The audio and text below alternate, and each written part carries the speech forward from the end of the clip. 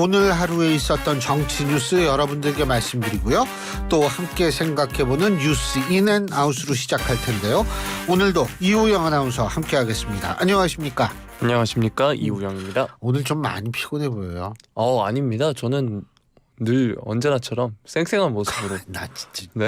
아니 좀 아까 나한테 피곤하다 그랬잖아요. 제가요? 이야. 저는 제 입에서 피곤한 말이 나온 적이 없어요. 원래 믿지도 않았지만 믿었으면 믿는 도끼에 뭐 바탕 찍히다 이런 얘기를 하는데 믿질 않았으니까 뭐 그런 얘기는 안 하죠. 네. 제가 언제 그랬죠?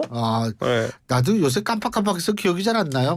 좀 아까 분명히 그랬는데. 저는 이제 아무래도 커피를 살 때 교수님과 이제 만났다 보니까. 오늘 진짜 큰일 날 뻔했어요. 네, 제가 조금이라도 빨리 갔으면 제가 또 사줄 뻔했어요. 네.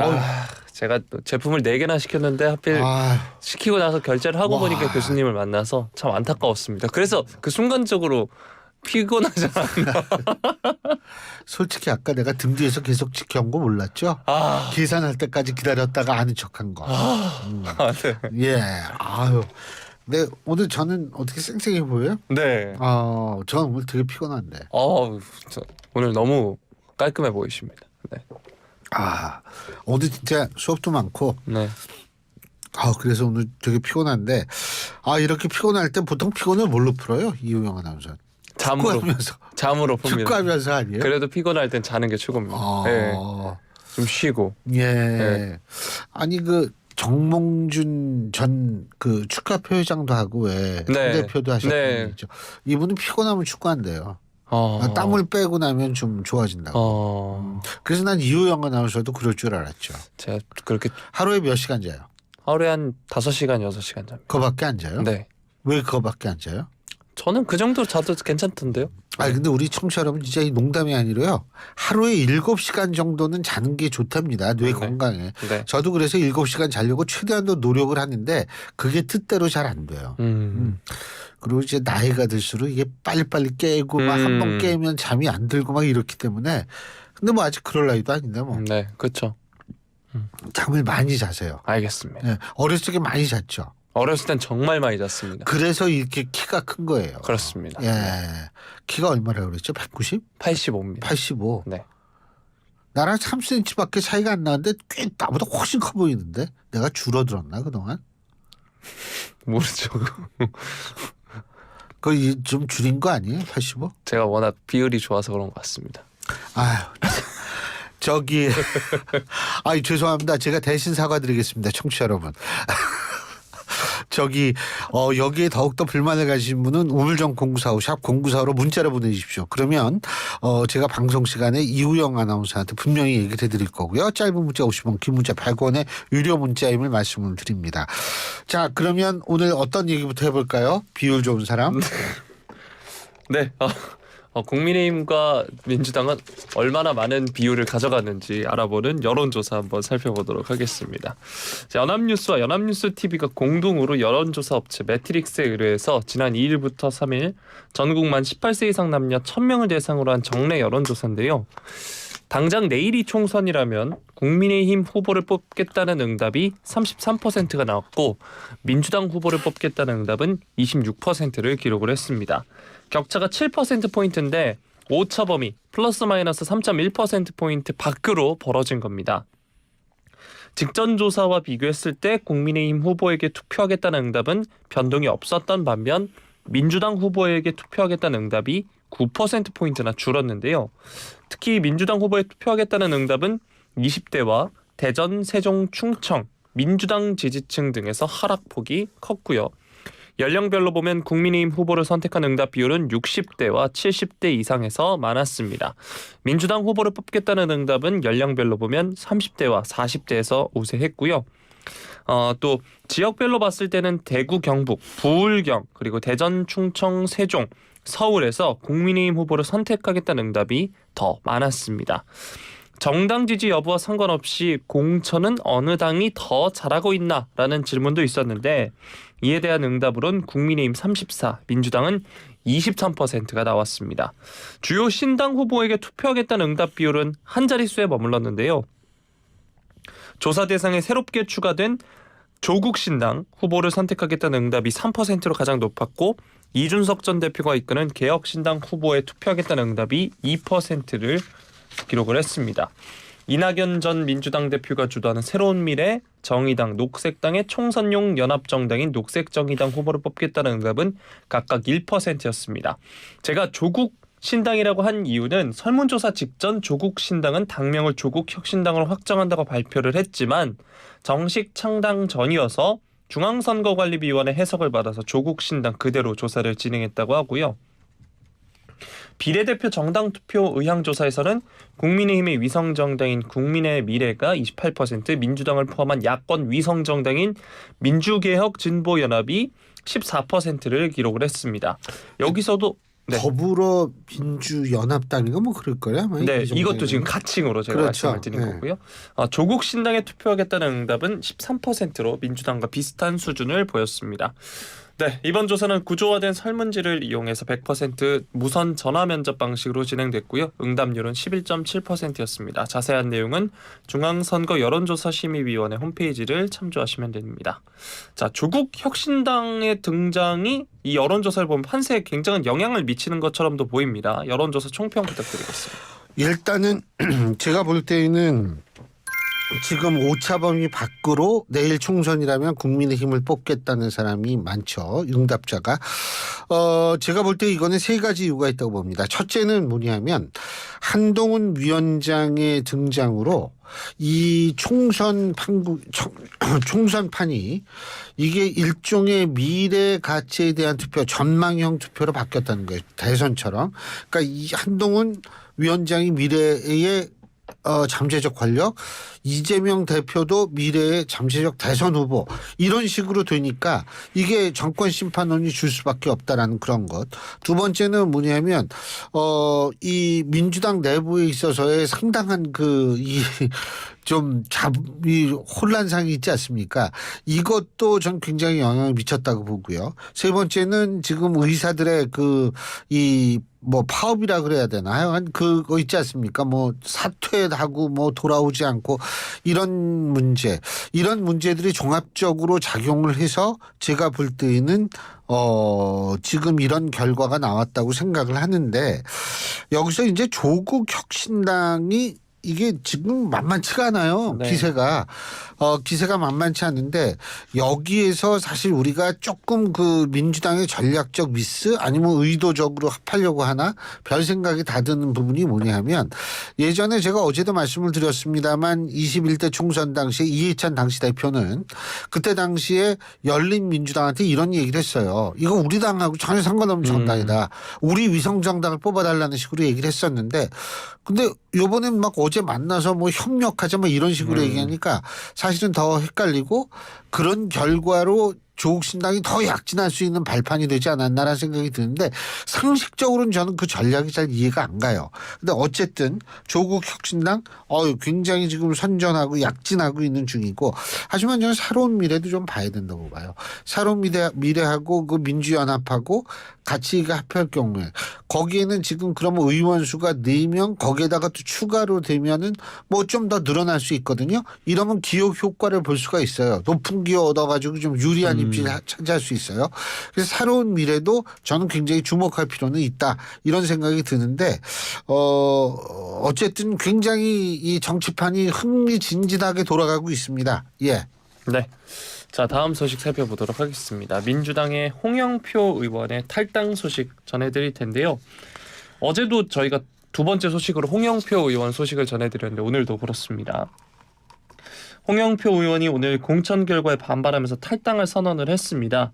민주당 공천에서 배제돼서 탈당을 택한 현역 의원은 김영주 의원, 이수진 의원, 박영순 의원, 설훈 의원, 이상원 의원이 있었는데 이번이 6번째입니다. 홍 의원은 현역 의원 평가 결과 경선 시 득표의 30%를 감산하는 하위 10%에 속했다고 통보받은 데 이어서 자신의 지역구가 전략지역으로 지정되면서 아예 컷오프가 됐습니다. 홍 의원은 오늘 기자회견에서 무도한 정권을 심판하고 견제해야 할 막중한 책임 있는 민주당이 총선 승리보다 반대 세력 제거에 몰두하고 있다. 민주당 공천은 정치적 학살이다라고 이야기했고요. 어떤 비판도 허용하지 않고 오로지 이재명의 민주당으로 가겠다는 선전포고다라고 이야기를 했습니다. 그래서 민주가 사라진 가짜 민주당을 탈당한다라고 언급하기도 했습니다. 홍 의원은 회견에 앞서서 BBS 라디오에 출연을 했는데 이번 총선의 결과로 민주당이 총선에서 승리하지 못할 것이라고 내다보기도 했습니다. 홍 의원은 한편 현재 본인의 지역구인 인천 부평을에 출마할 계획이라고 하는데요. 아울러 서른 의원이 추진 중인 민주연대에 합류해서 이낙연 공동대표가 있는 새로운 미래와 연대할 가능성이 점쳐지고 있는 상황입니다. 네, 홍 의원은 민주연대 관련해서 현역 의원은 4명으로 총선에 임하게 될 것이다 이렇게 이야기하기도 했습니다. 이게 자신과 민주연대를 함께하게 될 서른 의원 그리고 새로운 미래 소속인 김종민, 박영순 의원을 말하는 것으로 지금 보이고 있는데요. 어제도 말씀해 주셨지만 홍 의원은 문재인 정부 시절 당 원내대표를 지낸 대표적 친문계 좌장으로 불리고 있습니다. 탈당을 선언을 했는데요. 탈당 선언 어떻게 보셨나요? 자, 퀴즈 들어갑니다. 지금까지 몇 명이 탈당했을까요? 6명이요. 8명이요. 이야, 헷갈리네. 네. 자, 세봅시다. 네. 김영주 국회 부의장, 그다음에 이상민 의원, 두 분은 이제 국민의힘으로 들어갔죠. 그다음에 오늘 탈당한 홍영표 의원, 서른 의원, 김종민 의원, 박영순 의원, 이원욱 의원, 조홍천 의원. 자, 이게 모두 몇 명입니까 지금? 네, 8이군요. 8. 예? 총 8명이 지금 탈당. 이상원, 박영순. 이상민, 예, 이상민, 김영주, 홍영표, 서른, 김종민, 박영순, 이원욱, 조홍천 8명이죠. 제가 오늘 말씀드린 6명에 이어서 예. 조홍천, 이원욱, 이상민, 원칙과 상식 3분과 이상민 의원까지 하면 10분입니다. 나 아까 셌는데 내가 아까 일본 교도통신하고 제가 인터뷰를 했는데 네. 인터뷰하는 동안 세봤거든요. 네. 8명이던데 이상하네. 하여간 많아요. 도대체 네. 이제 복수의 복수의 네. 다수의 의원들이 지금 이렇게 됐는데 오늘 저 국민의힘도 탈당자 1명 나왔습니다. 그 울산에 지금 현역 의원으로 계신 분이 한번 탈당해가지고 네. 무소속으로 나오겠다라고 얘기를 했는데 사실은 그쪽은 지금 1명이에요. 근데 제가 볼 때 지금 공천 거의 다 끝났거든요. 1명이기 때문에 더 이상 탈당이 나올 가능성은 없어요. 민주당도 그렇고 국민의힘도 그렇고 그렇기 때문에 이 탈당자 숫자만 보면 민주당이 상당히 좀 혼란스럽다라는 느낌을 가질 수밖에 없는데 일단 제가 어제도 얘기했지만 임종석 전 실장 당내 잔류해서 탈당 대열이 주춤해졌다 이렇게 됐는데 벌써 홍영표 의원 친문 좌장이 오늘 탈당을 했잖아요. 그러니까 이게 지금 어느 정도 또 호응해 가지고 나올지 이것도 조금 지켜봐야 될 부분인데 제가 볼 때에는 글쎄요. 그 국민의힘을 탈당한 그분은 오늘 이채익 의원일 거예요 아마. 네, 맞습니다. 이채익 의원 같은 경우에는 자기가 무소속으로 출마해서 당선된 후에 다시 입당하겠다. 이런 케이스는 있었어요. 21대도 김태호 의원 같은 경우가 전형적인 케이스죠. 탈당해서 무소속으로 출마해서 당선된 다음에 다시 입당하고 이런 경우 있었어요. 옛날에 권성동 의원도 마찬가지고요. 그래서 이채익 의원도 이제 그렇게 되는 건데 문제는 뭐냐면 그럼 민주당을 탈당한 지금 이 다수의 의원들이 진짜 그런 전철을 그런 식으로 될 수 있을까? 제가 볼 때는 쉽진 않아 보여요. 그러니까 이런 식으로 감정적으로 이게 물론 공천 탈락하면 감정은 다 생기죠. 근데 이렇게 집단적인 감정을 느끼는 경우에는 끝난 다음에 다시 입당하기는 좀 힘들 것 같아요. 물론 잠시 있다가 입당은 분명히 할 겁니다. 제가 볼 때는. 근데 그 입당을 하는데 글쎄요. 그 시기가 언제가 될지는 지금 당장은 알 수 없다는 거죠. 그래서 어쨌든 좀 복잡해질 거고 이것과 관련해서 제가 앞서 말씀드린 새로운 미래 민주연합하고 같이 할 경우에는 나름대로 의미 있는 번호를 받을 가능성이 높아요. 기호를. 이렇게 되면 총선판은 좀 더 재밌게 굴러가겠죠. 네. 자, 이번엔 국민의힘 컷오프 관련 소식 살펴볼 텐데요. 국민의힘 이번 총선 후보자 공천 과정에서 컷오프된 지역 현역 의원들의 이의 제기가 이어지고 있습니다. 대구 달서갑에서는 박근혜 전 대통령 최측근 유영하 변호사를 단수 공천을 하면서 컷오프된 지역 현역 홍석준 의원이 오늘 국회에서 기자회견을 열었는데요. 지금까지 잘해온 공정한 시스템 공천 대원칙이 깨졌다라고 하면서 이의를 제기했습니다.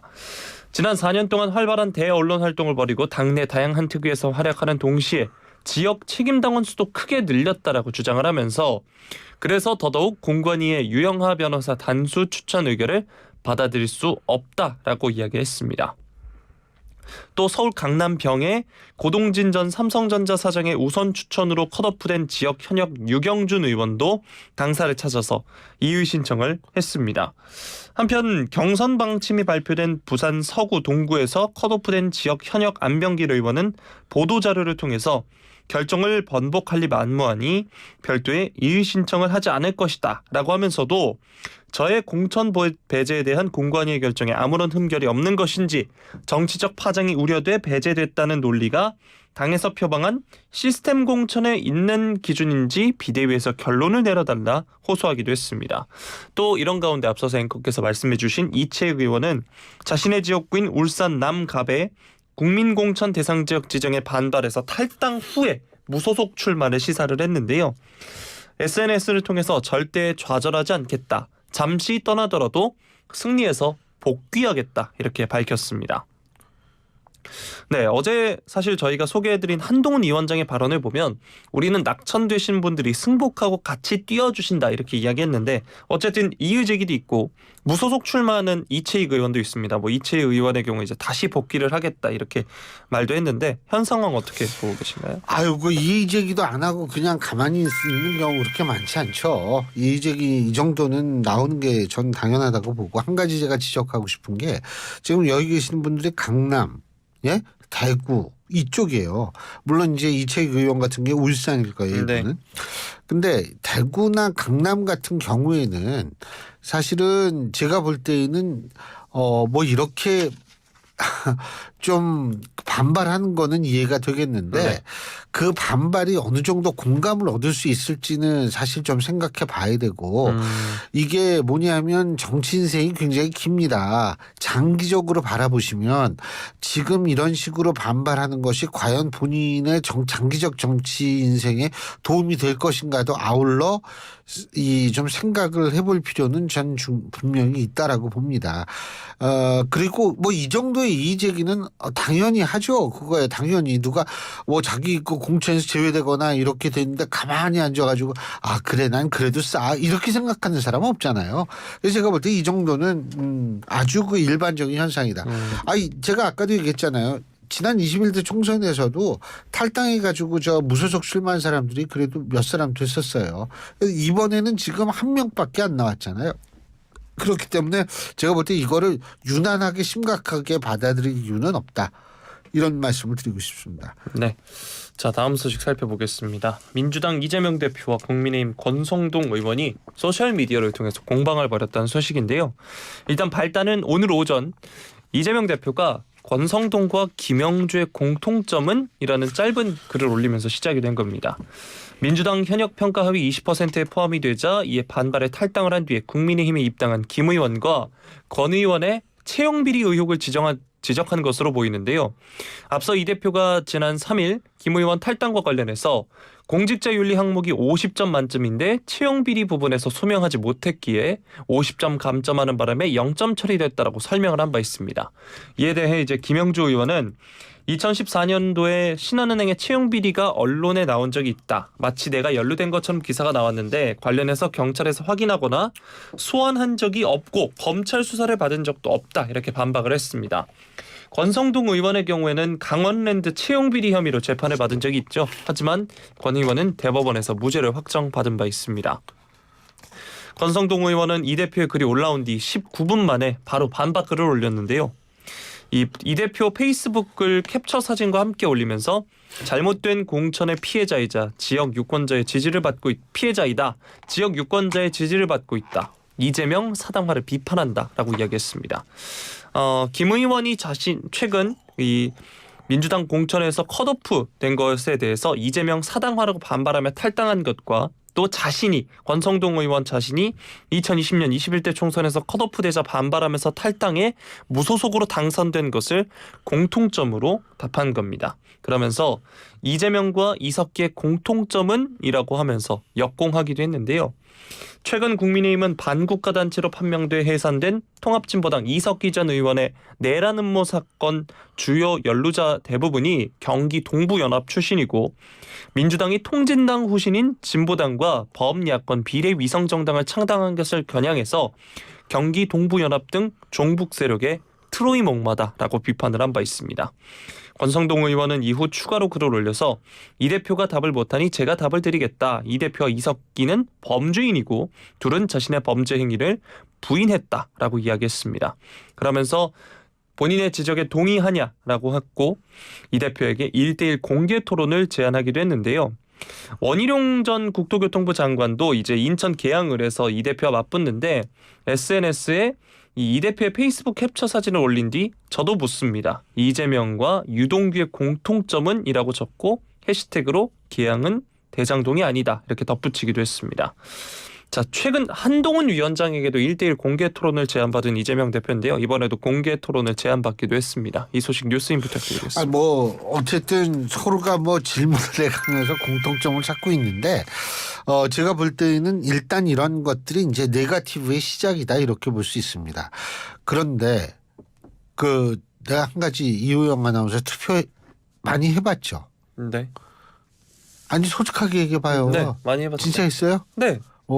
네, 그런데 학생회 선거도 늘 빠지지 않고 다 했어요. 그런 거 말고요. 예를 들면 네거티브 막 쓰는 후보를 찍은 적이 있습니까 없습니까? 솔직하게. 찍은 적도 있었던 것 같은데 잘 기억은 안 납니다. 예, 이런 식으로 아주 기회주의적이고 책임을 회피하는 듯한 발언하는 거 이러면 안 돼요. 이렇게 살아야 피곤하지 않다고 배웠습니다. 혹시 제가 가르쳤나요? 네. 근데요. 네거티브 캠페인은 선거 교과서에 나오는 것처럼 이거는 정형화된 거예요. 그러니까 사람이 네거티브 캠페인을 하면 막 비판을 합니다. 아유 저렇게 하고. 그런데요. 비판은 이성으로 하지만 머릿속에는 그 네거티브의 내용이 남는 게 사람이에요. 그러니까 여러분 간단하게 생각해 보세요. 네거티브 캠페인이 의미가 없다. 그럼 왜 각 정당이 네거티브 캠페인을 하겠습니까? 손해를 보면서.